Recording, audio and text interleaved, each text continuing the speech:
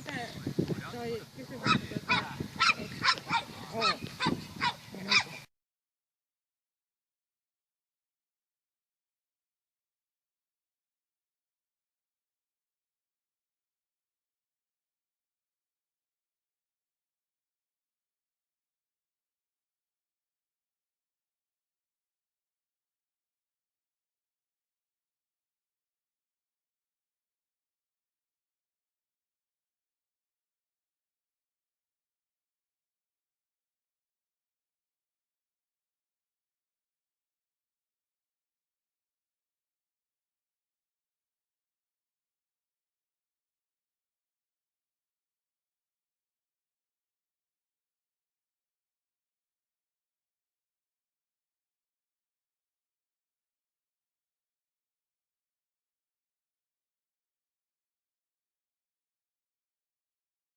Pikkuillaskampaajalla se sanoo, että hänen tuttuja.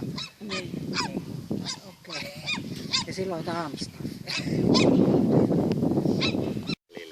Selkeästi siinä on ero, että täytyy niitä jättää varmaan muutama enempi. Yleensä ne lähtee pois, kun niihin tulee vähän lihaa edes mitään.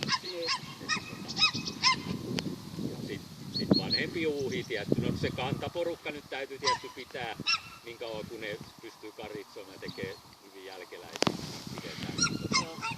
Sitten on kaiken näköistä.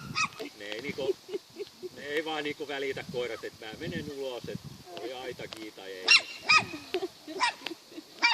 Ne pistetään pois, että se on lähinnä tämmöistä, ettei niitä lihan takia jonkun verran kiertoa, että kuitenkaan sit voi tilaa ole, sit on se määrätty maksimimäärä. Kato. Karitsoa kun syntyy, sittenkin tuli aika paljon, kun niitä tuli tosiaan nyt vahinkokaritsoja. Tosi paljon oli niitä karitsoja. Sitä jonkun verran pois sitten.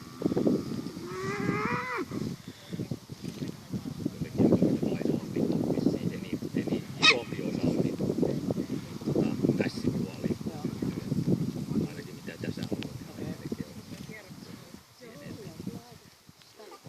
Joo, se kävi niinku hakemassa jopa noita, aina sen illallisen.